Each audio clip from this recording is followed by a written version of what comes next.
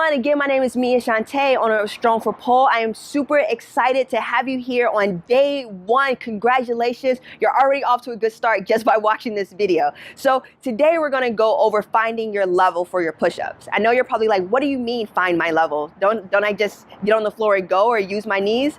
The answer is yes, you can do that, but that's for punks. If you really want to strategically build upon your push-ups and get those arms that you want and the strength that you want, you have to start by finding your level. So that level can be a kitchen counter, it can be a dining room table, it can be the arm of your couch, it can be the base of your couch, right where you sit down. It can be any level that makes sense for you where you can easily push off and maintain proper form.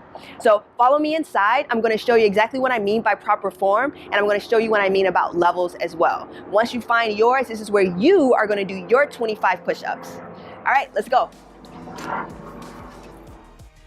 Okay, when it comes to finding your level, you want to start high and work your way down. So start with like your kitchen counter, your dining room table, and you want to just start knocking out some push-ups with really great form, keeping those hips tucked underneath you, arms out to your side like an arrow instead of like a T.